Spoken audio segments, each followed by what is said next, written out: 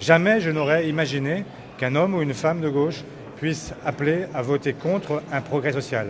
Jamais je n'aurais imaginé qu'ils puissent, dans leur désir de grand soir, accepter l'idée de voter avec la droite la plus rétrograde et accepter de se poser des questions qu'ils ne s'étaient jamais posées jusque-là. Cela faisait déjà longtemps que nous nous battions pour que cette réforme soit suspendue et même abrogée.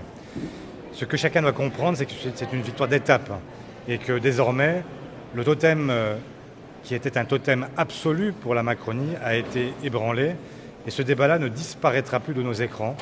Il sera un des débats majeurs de l'élection présidentielle de 2027.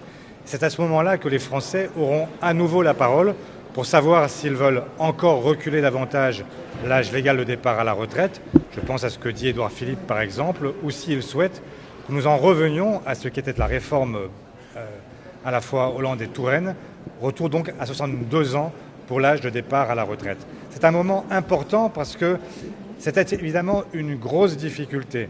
Il y avait un tabou qui n'avait pas été levé jusqu'ici et je regrette que toute la gauche n'ait pas fait l'effort de le comprendre. Je regrette que les insoumis, qui auraient dû se réjouir du fait qu'aujourd'hui, des centaines de milliers de femmes et d'hommes pourront partir plus tôt, aient fait le choix de voter contre.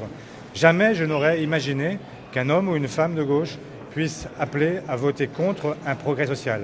Jamais je n'aurais imaginé qu'ils puissent, dans leur désir de grand soir, accepter l'idée de voter avec la droite la plus rétrograde et accepter de se poser des questions qu'ils ne s'étaient jamais posées jusque-là.